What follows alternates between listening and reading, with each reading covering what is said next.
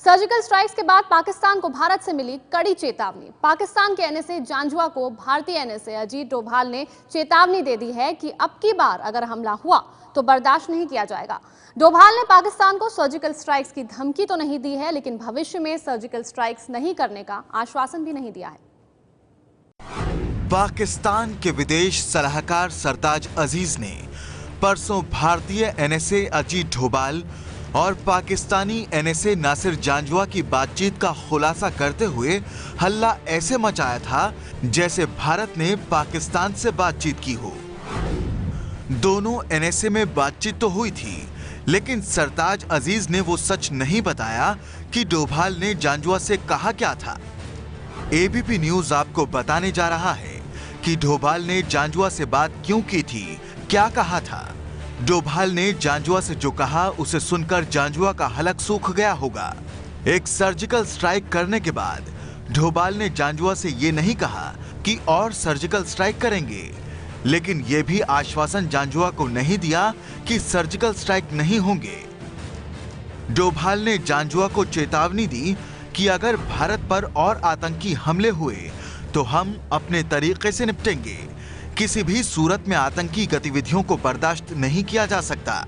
पाकिस्तान अगर वाकई शांति चाहता है तो बेहतर होगा कि वो खुद आतंकी कैंप को खत्म करे और आतंकी गतिविधियों पर लगाम लगाए।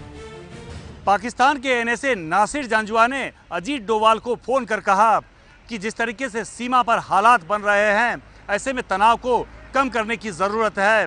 लेकिन अजीत डोभाल ने दो टूक शब्दों में साफ कर दिया कि जिस तरीके से भारत ने सर्जिकल स्ट्राइक की है वो पाकिस्तान की सेना पर नहीं किया गया था, बल्कि आतंकियों के घुसपैठ को रोकने के लिए आतंकियों के लॉन्चिंग पैड पर किया गया था।